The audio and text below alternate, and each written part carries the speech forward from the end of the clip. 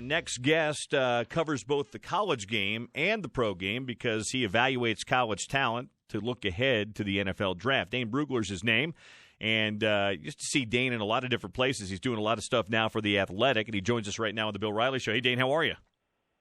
I'm doing well. Thanks for having me. Good to have you on board here today. So when you put together your preseason, kind of your early season, preseason big board as you did the other day, how much are you basing that on kind of the year before? How much are you basing that on conversations? How does that very first big board that you put together kind of come together?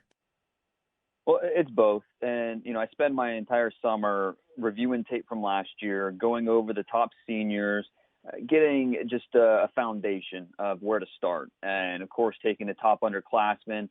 If I'm not watching tape, I'm on the phone. I'm talking with scouts. I'm talking with different teams, getting a sense for how to stack these guys up. And it's tough because at this point in the process, you are taking into consideration potential. For example, in my top 50 board that dropped this week, there are two players in the top 5 who have one start combined between them. And that's A.J. Epinesa, the edge rusher from Iowa, who didn't start at all last year, came off the bench, but he was unstoppable when he did play. 6'5", 284. I think he has a chance to be a top 5 pick. And then Jeffrey Okudah, a corner from Ohio State, all the traits in the world that you could possibly want at the corner position, 6'1", 200 pounds, a 4'4" athlete, the read-react skills that you want to see. But he only has one career start going into the year. So, so much about what we're doing at this point is looking at the traits, factoring in potential, and then the season starts, and that's when we start to put together the production and see if it matches up, and that'll take us in the draft season. I was curious, here in Salt Lake City, the University of Utah have a number of guys that have appeared on some folks' big boards. I don't think you had anybody in your top 50. No Lecky Fotu, no Bradley Anaya, Zach Moss, maybe even a guy like a Jalen Johnson. I'm curious what you think of some of those guys. And, again, I know everybody looks at things differently, but how you kind of view the Utah guys that came back this year through the NFL lens. Yeah, no Utah Utes on the top 50 board to start the season. But I tell you what, even though, I don't see maybe an elite player or a first-round player, the volume of prospects that are on that Utah roster are really, really impressive. I mean, it wouldn't be surprising if they have upwards of, 8 draft picks next April. It's certainly in the realm of possibility. And it starts on the defensive side of the ball. You mentioned Fotu right there in the middle. I think he's probably the highest graded of these defensive guys, at least among the seniors. Talking to scouts, there's anywhere between 3rd and 5th round grades for him at this point. A guy that you just don't teach that type of size, 6'5", 330 pounds. I think a big question for him is he a 2-down player or can he be a 3-down player? Is he a guy that's going to give you snaps in pass rush situations at the next level? We know who he can do in the run game, but what is he going to do shutting down the pass? And so for Fotu, that'll be what scouts are looking for as a senior. Bradley Anaya on the outside, 6'3", 265 pounds. He's also in that mid-round range, a lot of 4th-round grades when I talk to scouts around the league.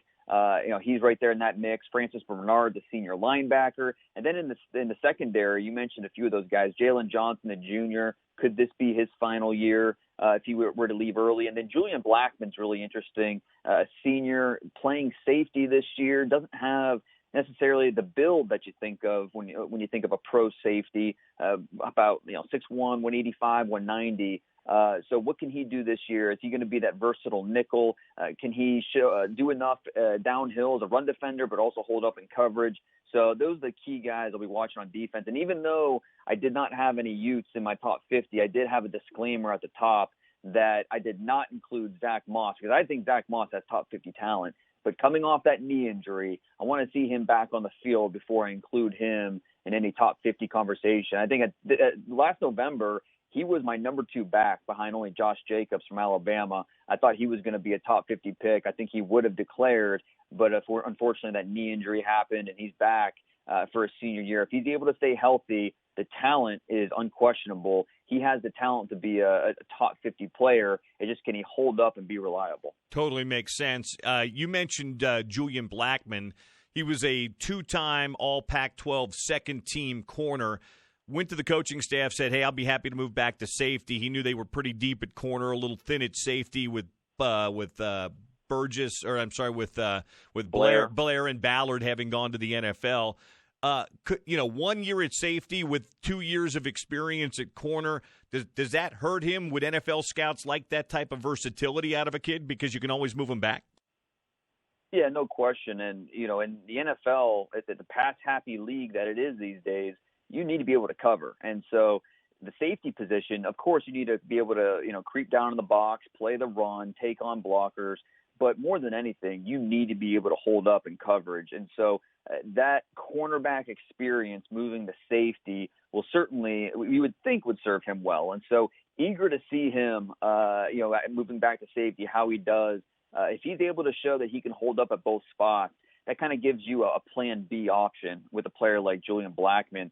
Right now he's considered a day 3 player, day 3 prospect, but if he shows more versatility as a safety, as a nickel, as a guy that you can kick outside in a pinch, that gives you versatility on the roster. And with only 53 spots in the NFL, that versatility could be something that maybe keeps you around where someone else gets booted off the roster.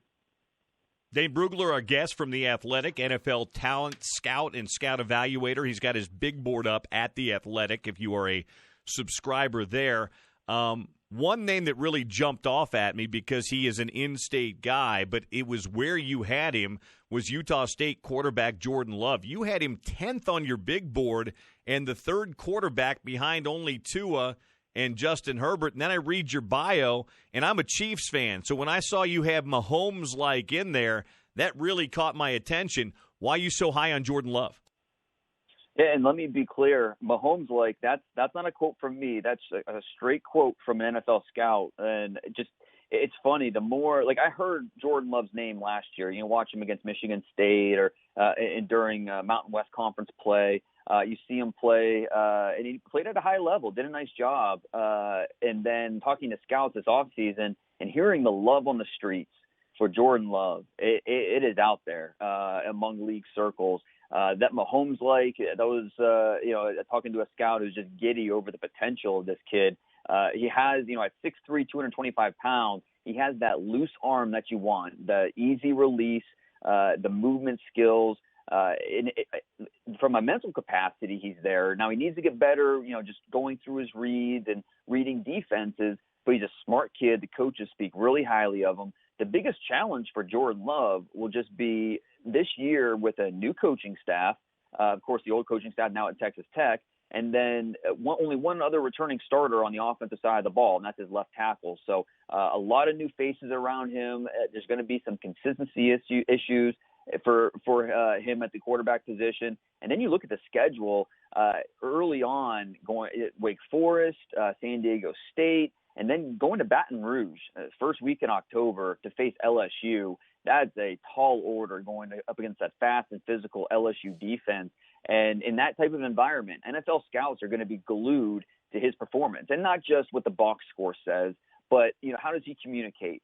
What's his poise?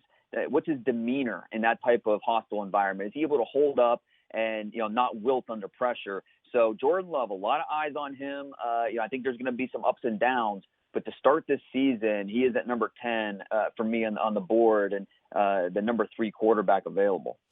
Talking to Dane Brugler here on the Bill Riley Show today. As you look across the board position by position, what's the deepest position group you're looking at right now? Based on yours and a few others I've seen, it looks to me like maybe corner might be one of the deeper positions this year from a talent standpoint, at least up at the near the top of the big board. Where do you see it? Yeah, no question. 3 positions really stand out, wide receiver, corner, and offensive tackle. And really, I get a lot of questions about, you look at this corner class, why didn't Jalen Johnson make it? Why didn't a guy like Chase Lucas from Arizona State, Bynum from California, a couple other Pac-12 corners? And really the answer is not exactly because they're doing anything wrong. It's a loaded position this year, when talking about some of the guys in front of them. So corner is a really deep position. Wide receiver, though, really stands out more than the rest because of this junior class that we have coming through. starting at the top with guys like Laviska Shenault from Colorado, who I'm going against the grain a little bit. Jerry Jeudy from Alabama is the top wide receiver according to a lot of people. Chenault's my top guy for 6'2", 225 pounds. The way he can move, his playmaking skills, love what he's able to do on the football field. CeeDee Lamb from Oklahoma, some of the best ball skills you're going to see. I don't care college or pro. He can do it all when the ball's in the air. Jerry Jeudy, certainly in that conversation. Henry Ruggs, his teammate at Alabama.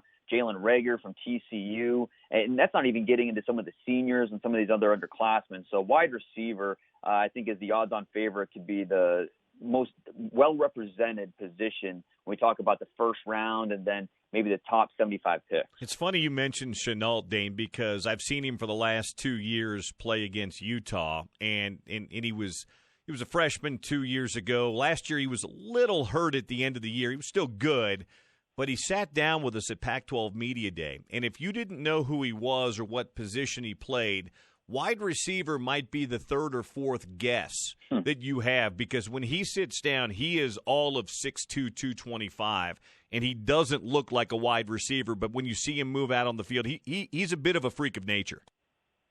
Yeah, and last year Colorado started 5-0, and once he started to get hurt and banged up, that's when they went on that 7-game losing skid because they didn't have their best player, and they force-fed him the football. It was a lot of wildcat, jet sweeps, screens, whatever they could do to get the ball in their best player's hands, they did. And I get it, but also that workload led to him getting hurt and banged up and not 100%. So, we'll see with the new coaching staff this year in Boulder, how they use him. Will he be more of a traditional outside receiver? Will they still be creative with the way they get him the football? All I know is he's a playmaker, and so we're going to see him making plays this year. Hopefully he stays healthy, because that means that Colorado team is going to be a tough out, because they're going to score some points with him and Steven Montez at quarterback.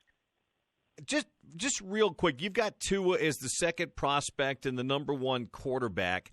It's interesting. I watch him play. He's really, really accurate, but at 6 foot, and boy, he's 232. He's like a fire plug. I don't know. And maybe it's the lefty part of it too, but I watch him play, and I'm not sure how he translates to the next level. Tell me what part of his game will best translate to the next level for you, Dane? Bill Walsh, when he broke down quarterbacks, he explained the one thing that he was looking for that just separated one quarterback from another, and that's the ability to have spontaneous genius. That's what he saw in Joe Montana, different guys that he's had over the years.